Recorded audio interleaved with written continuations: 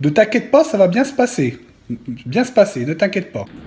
Ta meuf, elle te casse les couilles parce qu'elle a les pieds trempés. Et ben aujourd'hui, on apprend à démonter la baie de pare-brise pour que ce soit plus jamais le cas. Allez, c'est parti. Bon, dans un premier temps, ce qu'il va falloir que tu fasses, c'est démonter les deux essuie-glaces. Alors, c'est pas si compliqué que ça, hein. Tu vois, il y a un écrou sur chaque essuie-glace. Je te conseille de mettre un petit coup de dégrippant parce que ils sont en place depuis un sacré bout de temps. Donc, avant de les démonter, on va s'assurer de pas tout péter. Hop, t'arroses abondamment. Faut avoir peur. Voilà. Je vais pas te répéter à chaque fois. Un petit sac et tu mets toutes tes pièces dedans.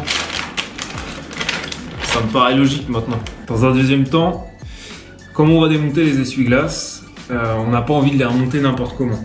Il faut qu'ils gardent leur position. Il faut qu'on soit sûr qu'on les remette dans la bonne position. Donc pour être certain, tu prends une microfibre pour nettoyer ton pare-brise s'il est dégueulasse. Et tu prends ta bande cache. Facile. Hop. Petit coup. Remarque, j'aurais pu le laisser sale et puis me refaire à la trace de gras. Ça aurait pu faire le taf aussi. Mais bon, on va essayer de faire ça propre quand même. Alors, où est le cul de la bande cache? Tu arraches une bande. Tu reposes ton essuie-glace, à peu près comme il est. Hein. Ne casse pas trop. Hop. Et puis tu viens la poser. T'as pas besoin d'être au millimètre. Hein. On n'est pas sur la microchirurgie. Là. Voilà. On a déjà la trace de l'essuie-glace 1. Ça, c'est bon. On fait pareil pour le deuxième.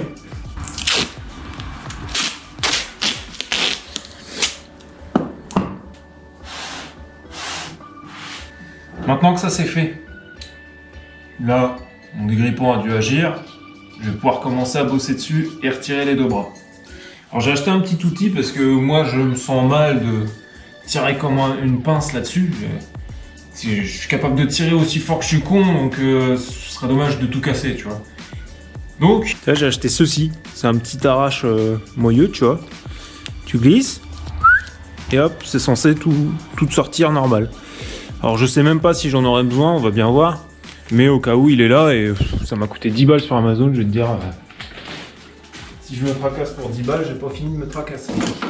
Donc les écrous, c'est du 13, pas très compliqué. Et on les déverrouille. Putain, les salauds. Ils sont bien grippés.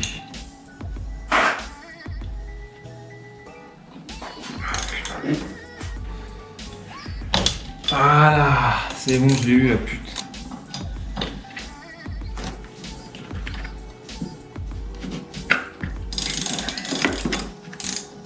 Enculé.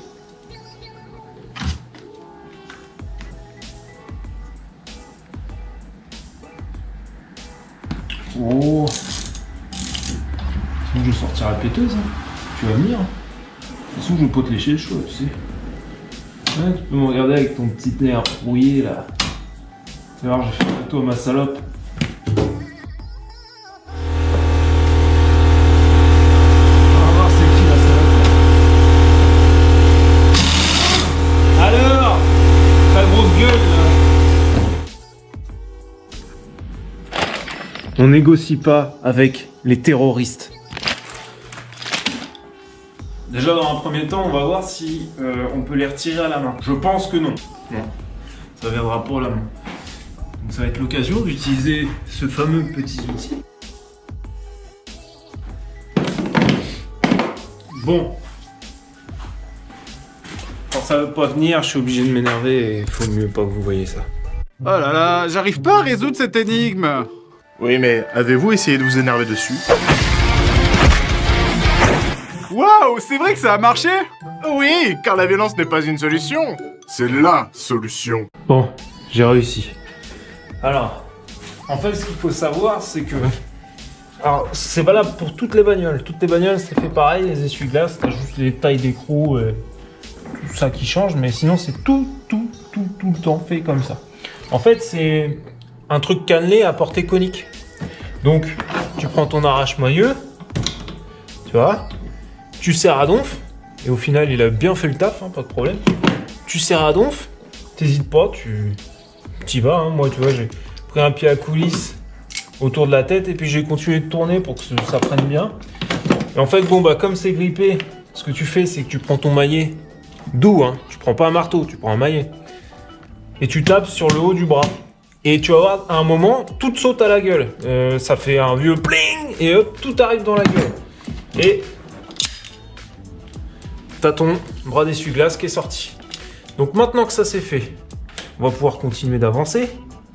Et en même temps, tu vois, je vois qu'ils ont pris un peu les affres du temps. Ils sont plus parfaitement noirs. Donc nous, on va en profiter, on va les repeindre aussi. Mais ça, c'est en dehors. On verra à la fin. On va déjà retirer le joint. Alors, toi, t'en as qu'un, moi, j'en ai deux. Si tu sais pas pourquoi j'en ai deux, je t'invite à aller regarder une vidéo qui s'appelle « Un peu de fraîcheur dans ma B-moteur ». Maintenant, tu t'équipes d'un Torx 25 et tu vas retirer les vis que tu as le long de ton tablier ici.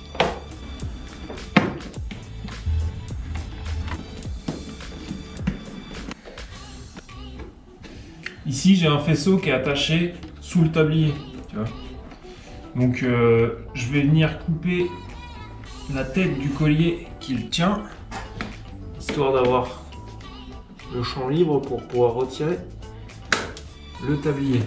Donc là maintenant, il n'y a plus rien qui le retient. J'ai un mollo parce que le mien il est cassé ici, donc il faut que je le répare en même temps. Tac. Voilà. Là, il devrait venir. De toute façon, c'est comme tout, faut pas y aller trop fort, sinon tu vas tout casser. Donc là on peut voir là-bas, j'ai l'axe qui retient le tablier. Donc ce que je fais, c'est que j'agis intelligemment, je tire pas comme un connard, je change de côté, je fais le tour, hop, et j'essaye de faire jouer un peu le plastique. Et voilà. Alors, qu'est-ce qui retient maintenant?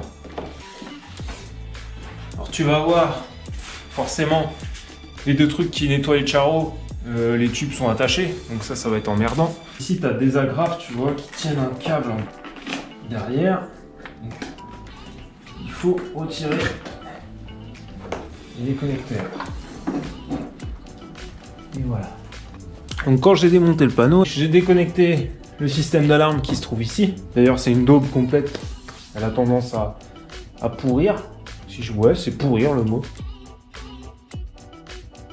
Donc félicitations, si t'es arrivé jusque là déjà, t'as fait le plus gros du chemin. Maintenant, nous on est là pour pas qu'il y ait de flotte sur le siège passager, parce que bon, tu sais bien, on a démonté, nettoyé la ventilation, et on s'est rendu compte qu'il y avait de la merde. Et en fait, cette merde, elle arrive ici. Tu le vois ton pulseur là? Est-ce que tu le vois? Le pulseur. La petite cage qui tourne là. Est-ce qu'on la voit la caméra? Oui, on la voit.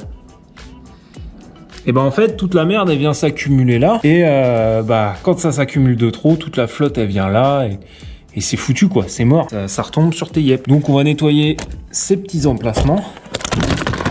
Aïe. Et aussi les évacuations, donc comme tu peux le voir ici, il y en a une là. On en a une au centre. Hop là. Voilà, elle est là, hein, dans son petit canal. C'est ce qui vient là. Voilà. Ça, on va le nettoyer aussi pour être sûr que ça s'évacue bien. On va nettoyer aussi ici parce que tu vois... bah non, tu vois pas en fait. Alors, tu vois, il y a de la merde qui s'est accumulée là. Et donc ça, on va le nettoyer pour plus que ça s'accumule et que ça s'écoute normalement. Parce que là, si je laisse faire, il y a un bouchon qui se forme. Et puis quand je roule sous la pluie, il y a un bassin qui se forme ici. Et quand le bassin, il est trop important, qu'est-ce qu'il fait? Bah, il remonte là et puis... il redescend sur tes yep. Et enfin... Côté conducteur, alors forcément si tu as une conduite à droite, côté conducteur, tu vois, on a une autre évacuation ici, qu'on a déjà nettoyée, mais tu l'as pas vu en vidéo parce que je l'ai pas monté la vidéo. Quand j'ai refait tout le sous-bassement, je l'ai nettoyé en même temps et puis je l'ai un peu modifié. Bah, il n'y a plus qu'à. Donc je viens de passer un petit coup d'aspi là-dedans, et je pense que petit truc que j'ai noté, ça peut être utile. Oh, elle est belle celle-là, toute fossilisée. Bon, bref. Donc j'ai retiré ce truc-là, qui va au milieu, tu vois, c'est ce qui va là, comme ça. Donc ça, pour le retirer, tu fais un quart de tour, puis tu l'amènes. Et donc, bon, bah, on vérifie, il est pas bouché, tout va bien. On va le nettoyer, ça va pas faire de mal.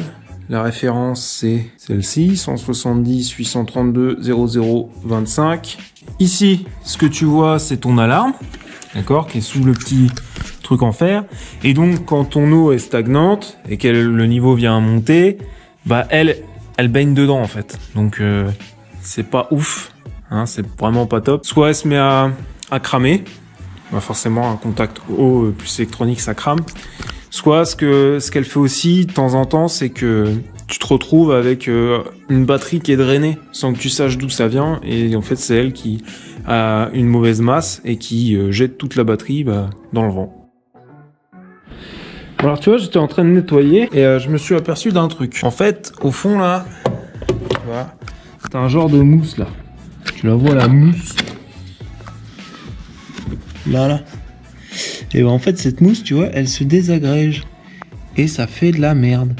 Donc ce que je vais faire, c'est que tout de suite avec mon aspirateur, avant que ça vienne encore se désagréger et colmater dans mon moteur qu'on a nettoyé précédemment, et ben je vais venir l'aspirer pour carrément l'enlever en fait, qu'il n'y ait plus cette mousse de merde.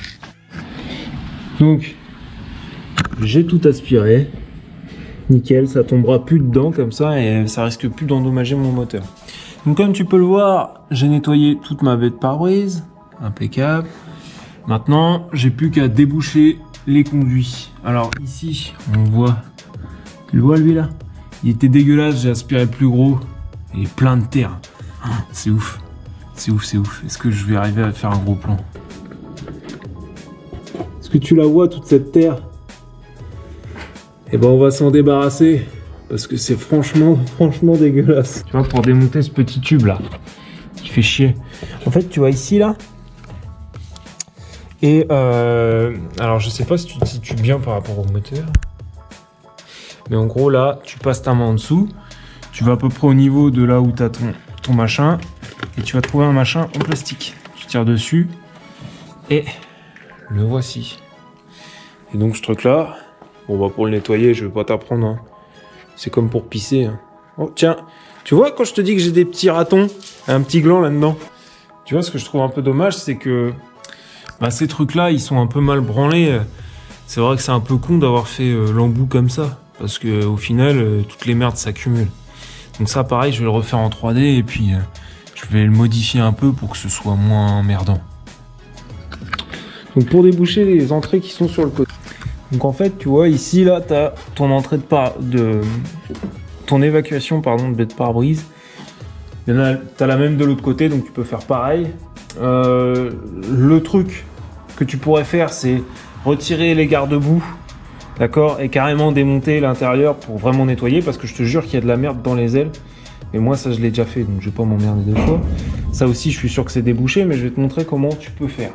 Donc dans un premier temps, tu blindes le truc avec un mélange eau chaude plus du dégraissant, tu vois. Prends n'importe quoi, un machin au savon de Marseille. Moi je prends celui-là, Action, il est top. Je prends mon furet, je le glisse dedans. Voilà. Alors moi je vais pas retirer grand merde parce que je l'ai fait dans une vidéo précédente. Voilà. Oh, il est même pas sale, c'est bizarre, hein, c'est parce que j'ai tout nettoyé déjà dedans. En gros, toi tu fais ça pour vraiment bien nettoyer tout et puis que ça enlève la merde jusqu'au bout, parce qu'en fait à chaque bout t'as un truc comme ça et donc la merde, tu vois, elle se stocke dedans. Donc faut venir vraiment jusqu'à l'intérieur pour tout enlever. Alors tu pourrais te dire, pourquoi est-ce que tu le fais pas avec un compresseur? Alors en fait, il faut savoir qu'au bout, tu vois, c'est un emboîtement de tuyauterie. Et si tu le fais avec un compresseur et que tu as un bouchon au bout, qu'est-ce qui se passe dans une conduite bouchée quand tu appliques une pression? Et soit elle explose, soit elle se déboîte. Donc en fait, là, ce que tu risques, c'est de tout déboîter. Et au final, ton évacuation, elle va se faire, là par exemple, de ce côté-là, elle va se faire sur ta pompe d'essuie-glace et tout le bordel, et tu seras plus emmerdé qu'autre chose. Donc on va éviter, tu vois. On va faire ça tranquillement, mécaniquement. Et surtout, on prend notre temps, on n'est pas pressé. Donc maintenant, tu sais comment démonter ta baie de pare-brise et la nettoyer. C'est une vidéo que tu peux prendre comme un complément de la vidéo dans laquelle on réparait la ventilation. Parce que si on veut traiter toutes les causes problématiques de l'autre vidéo, il faut forcément passer par cette étape-là, c'est-à-dire tout nettoyer et s'assurer que ça s'écoule bien. Bon, t'as vu, j'ai pas tout remonté. Parce qu'en fait, dans une prochaine vidéo, on va faire du 3D. Voilà. Et on va améliorer un peu cette baie de pare-brise. Faire en sorte que ça s'écoule mieux. Faire en sorte que notre sirène, elle soit protégée. Plus qu'on soit emmerdé avec une sirène qui prend la flotte et qui crame. Hein, on va éviter. Et aussi, on va faire en sorte que on puisse plus avoir, tu sais, tous ces feuillages, toutes ces merdes qui arrivent dans la trappe direction la ventilation. Si ça t'a été utile, tu mets un pouce bleu, tu mets un commentaire si tu as une question, parce que je réponds. Et surtout, tu t'abonnes. Faut que le compteur grimpe un peu. Comme je vous ai dit, faites du lobbying. Faut que ça monte un peu là. Au moins qu'on atteigne les 100, ce serait pas mal les gars. Oh putain, il est froid.